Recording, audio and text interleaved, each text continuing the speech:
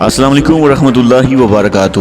موجودہ سیاسی صورتحال پر ٹی ایل پی کے مرکزی رہنما سید سرور حسین شاہ صاحب کا دو ٹوک موقف سامنے آ گیا۔ سوشل میڈیا کی سماجی ویب سائٹ ٹویٹر پر سید سرور حسین شاہ صاحب نے اپنے پیغام میں لکھا کہ ہمارے دونوں ہی حریف ہیں، مگر کسی کو پاکستان کی دھرتی پر دہشت گردی کی اجازت ہرگز نہیں دے سکتے۔ ہمارے مارچ پر طرح طرح کے ظلم ستم کیے گئے، پھر بھی پرامن رہے اور انہوں نے گرفتاری کے ڈر سے پولیس والوں کو شہید کر دیا۔ ریاست کو چاہیے کہ ان دہشت گردوں کے خلاف ریڈ قائم رکھے۔ مزید ان کا کہنا تھا کہ طریق لبیک پاکستان ایک محب وطن جماعت ہے، کسی صورت ملک کے امن کو تباہ ہونے نہیں دیں گے۔ حکومت اور ادارے ان دہشت گردوں کے خلاف اپنا کردار ادا کریں۔ کیا ایسے لوگ سیاسی کارکن ہو سکتے ہیں؟ یہ کس کو مارنا چاہتے ہیں؟ جو پاکستان اور پاکستانی عوام کے محافظ ہیں۔